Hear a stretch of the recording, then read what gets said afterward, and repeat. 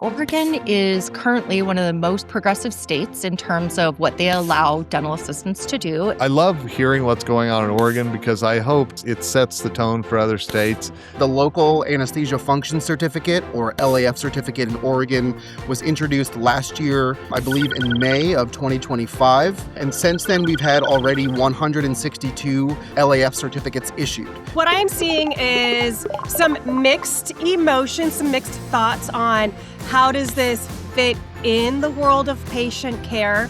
With the proper training, a dental assistant absolutely can be very successful at anesthesia. We want to make sure you know what's going on around the country because eventually, hopefully, maybe it'll come to your state if you're not in Oregon or one of those, but there's always opportunities for learning, expanding, and making sure that you are growing in your career.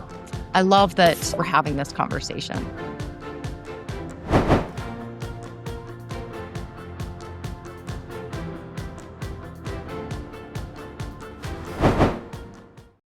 Dental assistants are often the key to a patient accepting treatment or not.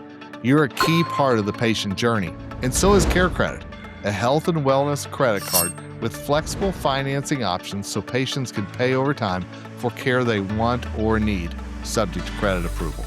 Want to know how to make sure Care Credit is a part of your practice's offerings?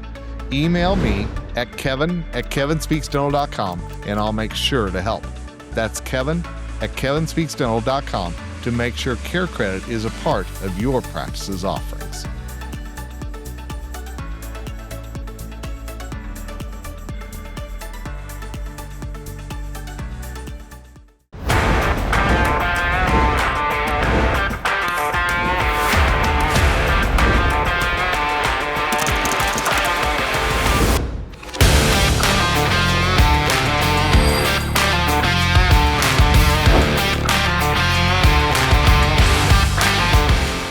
Hey everybody, welcome back into another edition of the Dental Assistant Nation podcast. My name is Kevin Henry.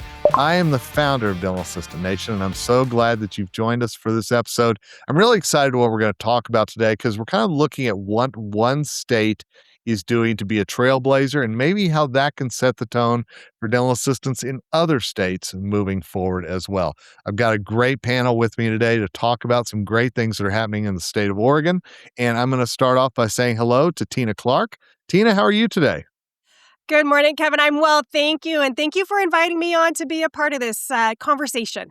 I'm thrilled to have you on. I know you are in the great state of Oregon. Just give our audience a little bit of background on you, and then we'll meet our other panelists. Wonderful. Well, as you said, I'm Tina Clarke. I'm a hygienist here in the state of Oregon, but along those lines, I'm a local anesthesia enthusiast and the go-to educator within especially this area on local anesthesia. And since that's going to be kind of the highlight of our topic of the day, I'm going to leave it at that. But yes, I love local anesthesia, and most people know me as Teacher Tina RDH in that world. I love anesthesia enthusiasts. That's fantastic. And I'm going to welcome back a good friend of mine and somebody that I know is out there working with dental assistants all the time, and that is Atia Black. Atia, how are you, my friend?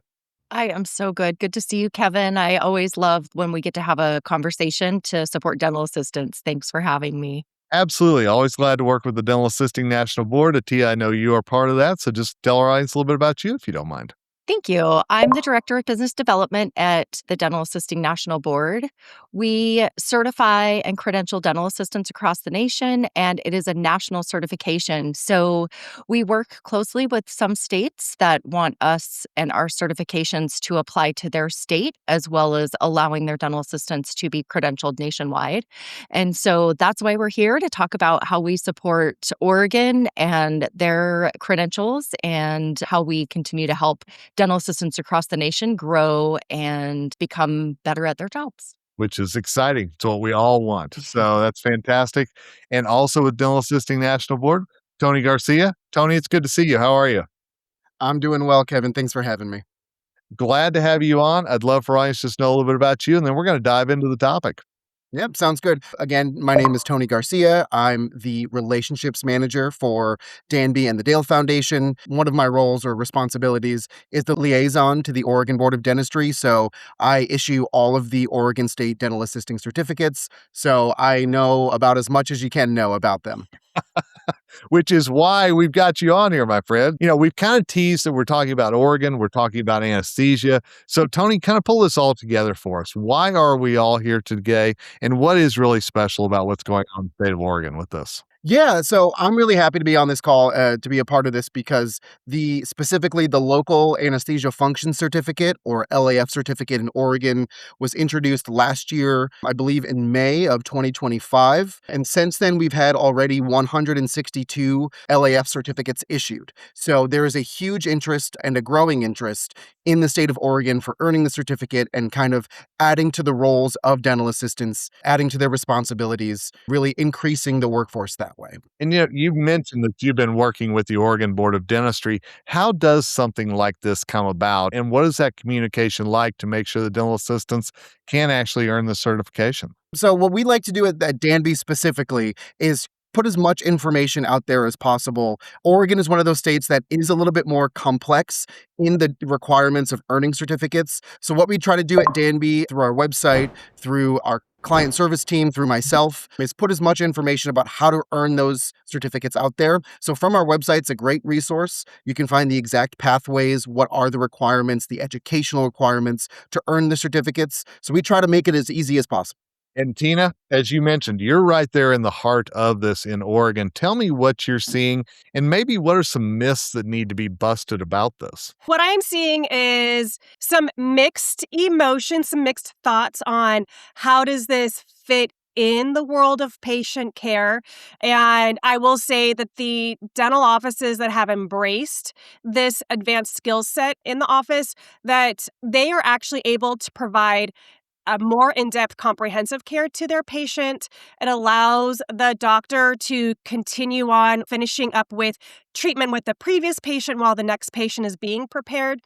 As well as, funnily enough, I've actually had some hygienists reach out to me and say that I didn't think I would be liking this, but I am so grateful that I'm no longer being pulled away from my patient to care for the patients that for the doctor side, so they can focus on the individual in front of them, providing them the highest quality of care instead of having a split focus. So I think that's kind of one of the cool things as far as what's happening here in Oregon in regards to that. Now, I want to hit the educational myths here. And Tony, thank you so much for saying the complex nature, because it really is. And I really want people to understand that there is a extensive educational process that goes into this specific certification.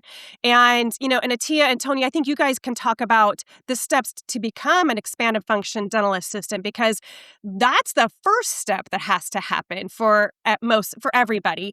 And then it is the certification requirements beyond that. And there are programs here in the state of Oregon that range from 50 hours up to 65. And my program's 65 hours. So that's a lot of hours, and just as much, if not more, than what a lot of dental hygienists receive, and I think even more than what dentists receive. And Atia, she set it up nicely for you, because one of the things I was going to ask was about the steps along the way. So could you talk to us just a little bit about getting that first step before we get to the second step in Oregon?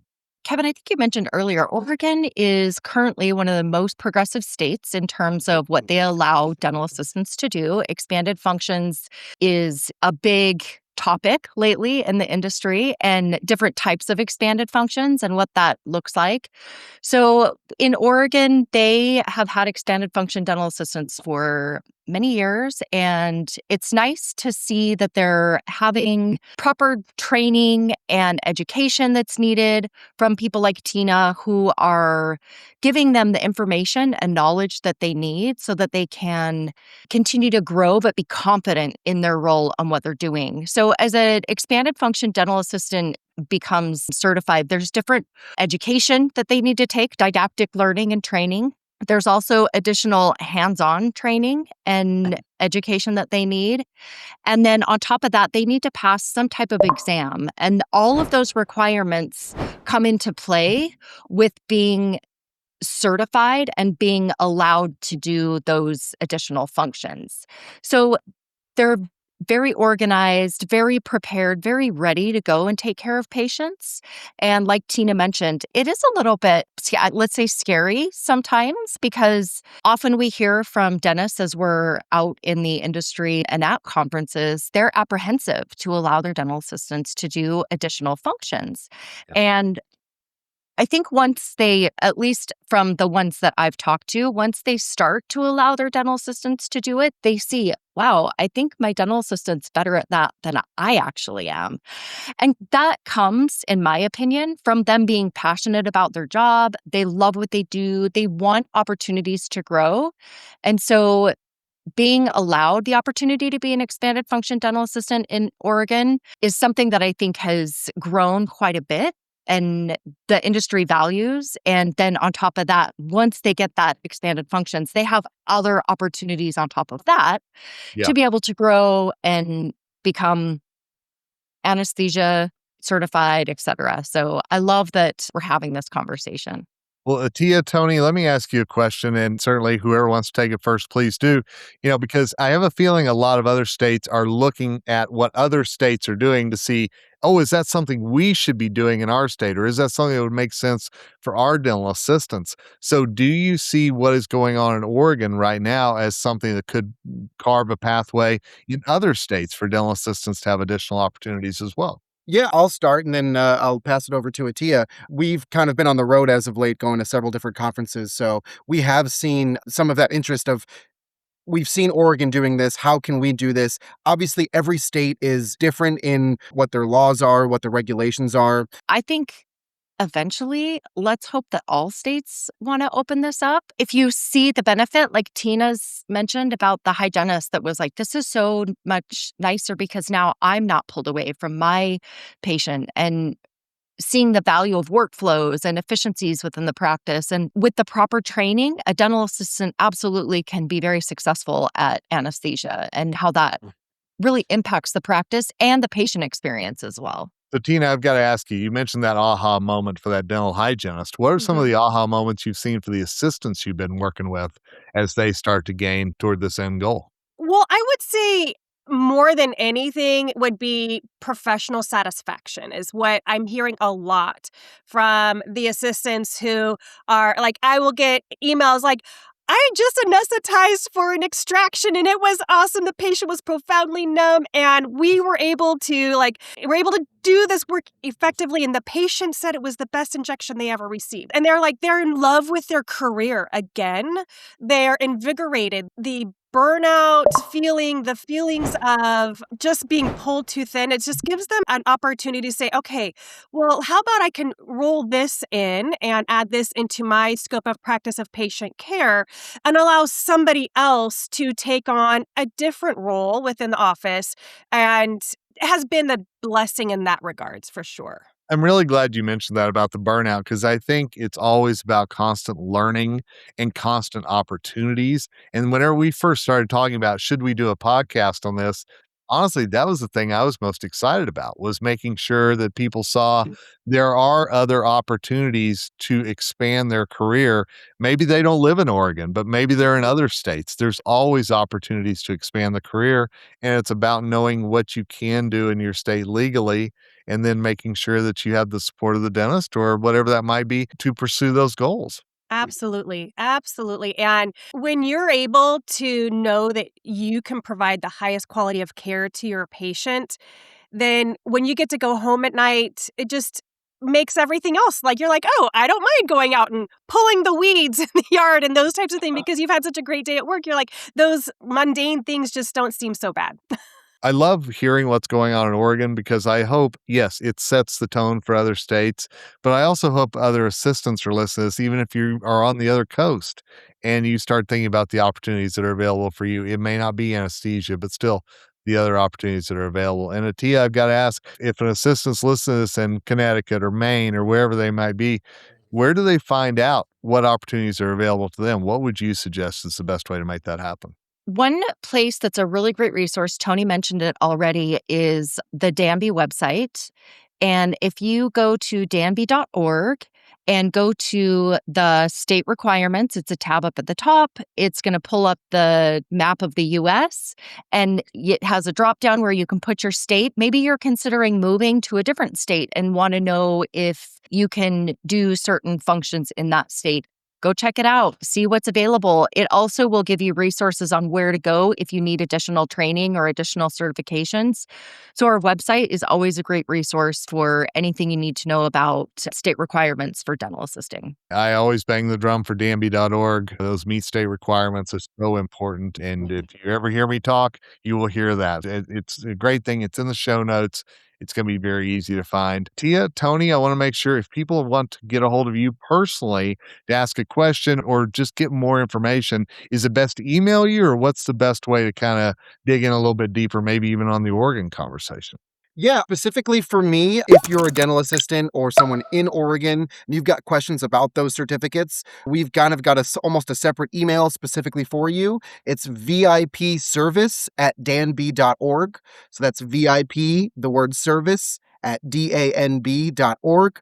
Send an email there, and then that way we can get back to you faster than we would kind of our other general inbox with those specific Oregon questions. But you can also feel free to reach out to that email if you have questions about your own state. I'll be happy to answer them for you. Sounds good. And Tina, I want to make sure people know how to learn more about you and reach out since you're right there in the great state of Oregon. Yeah, absolutely. So, you can always email me. It's tina@teachertinardh.com. You can visit my website, which is teachertinardh.com. And I just want to say that even though, assistants in Oregon can administer local anesthesia, it doesn't mean that assistants in the rest of the nation wouldn't benefit from understanding the knowledge about administration of local anesthesia so they can support the clinicians who do administer it to the highest capacity. So I just want to encourage, it doesn't matter where you're at, dive into that knowledge and learn more about it. Love that. Absolutely. And honestly, that's the reason why I wanted to bring you all together today, was for that reason. So if you're in Georgia, Oklahoma, it doesn't matter where you are, hopefully you're able to learn a little bit more and just expand that career a little bit more as well. So Tony, Atia, Tina, thank you all so much for taking time out of your busy schedules. I really do appreciate it. Thanks. Thank you, Kevin. Thanks, Kevin. Thank you, Kevin. Absolutely. And thanks to all of you for listening to this episode of the Dental Assistant Nation podcast. Again, sponsored by Care Credit. So thankful for their sponsorship. Yeah, we want to make sure you know what's going on around the country, because eventually, hopefully, maybe it'll come to your state if you're not in Oregon or one of those. But there's always opportunities for learning, expanding, and making sure that you are growing in your career. Till next time, it's Kevin Henry, founder of Dental Assistant Nation, signing off. And as always, wish you nothing but success ahead.